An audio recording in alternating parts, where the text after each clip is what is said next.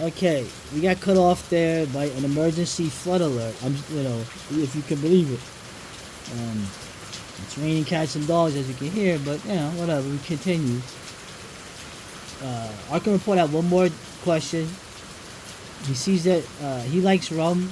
He sees that you like rum. I like rum, and he's basically asked, "What is your favorite rum-based drink?"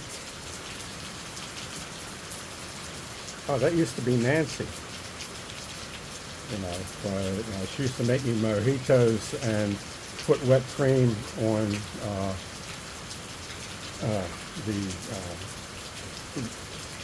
the breasts and then pour it into my mouth through her breast. So that was a mojito, but I think it's not on Rick's list.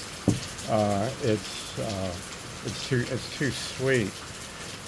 I usually just mix it with lemon or lime, and it tastes really bad to me. But it waters it down a little bit. I don't get as drunk as quick. And rum and diet vanilla Coke, I've done that. I've drank a lot of rum and a lot of disgusting milieus that you probably would not enjoy. I mostly just drink for effect. As for drinking and writing, I have a couple of rules. I do not drink every day. Oh man, wait. 2 days a week. 2 days a week I don't drink. Slow down. 2 days a week I don't drink. 2 days a week I like to get a mild buzz. Okay. 2 days a week I like to get drunk. Okay. And then whenever I finish a book, I like to get blind drunk, just like knockout drunk. Don't remember how I got to bed or anything. I'll probably eventually die that way, but it's a way to kind of just scrub the hard drive and start working on other projects. Wow, I have a hard time forgetting things, so this is real responsible information you're giving them. Jeez, right, advice you're giving. So anyhow,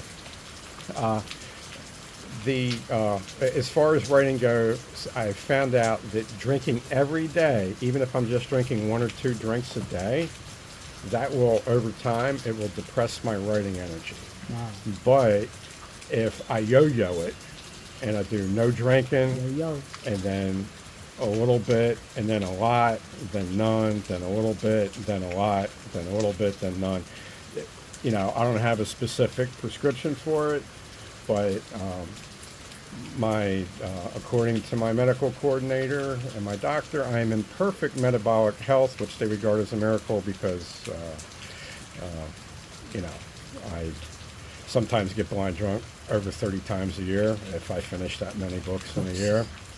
And that's not supposed to be healthy, but I would be careful with the alcohol and the writing. I've used it for different things. If I wanted to write something that was funny, I would do it better when I was drinking, for instance. Some things I won't go anywhere near while I'm drinking. So, but the most important thing is I found out over time, drinking a little bit every day, that would do more to damage my writing than if, I got blind drunk twice in a week. It's amazing. It's like the intuitive. So I don't know. The intuitive rules for the rest of us. This guy's like the opposite. Well, I don't get hangovers, so I've got to be careful with it. Doesn't. I can attest to that. This guy would drink a whole thing of rum, go to bed, wake up 3 hours later, and start typing up. Get a mug of coffee, and he's typing. Okay. It's amazing. So, but I got to be careful with it. So that might help you there. Do your stimulants right before you write, your coffee and everything, and use your alcohol to wind down and reward yourself before you go to bed to get ready for work. I would recommend that you do your work. Make sure that you're bursting at the seams with your ideas. Don't take any stimulants till you get home. Then do your coffee and tea when you get home. Then write. And then to get to sleep, then have a couple of beers, which I know goes against all medical advice, but it's for writing. Okay, and I have a lot of experience using caffeine and alcohol for writing, although I did open the door to a demonic attack one time and almost paid with my life and did end up with my nose over here. You have to be careful, okay? Drink irresponsibly in moderation. You know how good the medical advice has been the last couple of years. So, in terms of rum, I also noticed something. You like to drink rum. Obviously, I like to mix rum with water, right? If I don't drink it straight. You like to use blueberries. I've done that. I like to put fresh blueberries in the rum. You like to put frozen blueberries in and use it like ice cube, and then, That's drink when rum. that's when I'm treating myself like a woman, and I want to enjoy something. Oh. But normally I'm trying to punish my palate Oh. and make sure it'll accept anything that I can gag down, and destroy the parts of my brain that I'm not interested in entertaining at the moment. So I'm using it for medicinal purposes. My favorite drinks are actually not rum. Okay, when I drink a lot of hard liquor when I'm with a couple of my friends. Now, my favorite rum drink, which is really delicious, it's made for me by the captain, okay, who has my name. He is Massa James, and I am Nige, the Nigerian captain of the Nigerian cribbage team. Okay, that's how we get along. What you talking And about, right? he makes, because I'm from Baltimore, he's declared me the captain of the Nigerian cribbage team. He's a redneck from Humboldt County, California, and lives out in the mountains. And I take care of his house for him sometimes in the winter, or the last 5 winters. Well, anyhow, he makes, and he's assured me that it was a Rick-approved low-carb drink. He takes 4 shots per man, so that's 8 shots, of Costco's rum, which is Bacardi.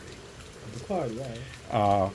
He'll use white rum. He will mix it with an entire can of coconut milk, okay, which has got no carbohydrates in it, and he will squeeze a lemon in it. He will put ice cubes in, and he'll take some of the xylitol stuff that Rick actually said was okay. It's like a 0-calorie natural sweetener. It's like from monk fruit, or I don't know. It's puts all that in a blender, and we'll knock 2 of those back and split a case of beer while we're playing cribbage. That stuff's really delicious, but he does not let me consume anything that's not delicious in his household because he's a foodie. That's what he cooks to relieve stress when he gets off of his high stress job, and we play cards together. So that and Nancy's cleavage mojitos are my 2 favorite. You know what? I think rum drinks, but I think I'm gonna cancel you for that. It's very sexist I don't know. description. Oh, Nancy You're Nancy was a sweet girl. You're canceled. I mean, Actually, remember you used to spice your own rum. Remember you used to get that real cheap ass rum in Baltimore. Trade Winds Yeah. rum is like the worst rum on the planet, and it even came in plastic. You couldn't even get it in glass. Yeah. Yeah. But you used to spice it yourself. You used to put it. I remember the spices in there and let that sit. I would pour it out into a glass bottle, and then I would use ginger and cinnamon sticks, and just to kill the plastic taste. It never did taste good when I was done with it, but at the time I only had $25 a week Right. for groceries and booze. Yeah. So groceries had to take a hit. Yeah. So I was basically drinking off of $15 a week, and I was getting fat, so I had a pretty high alcohol tolerance. So I had to get the cheapest rum that you could. All right, so those were desperate times. I consider myself a little less desperate now. Those are the days when Okay. getting the chicken, the beer, and the cheap beer, and the rum, the natty bowl. Oh, well. Oh, I forgot. You're canceled. Sexist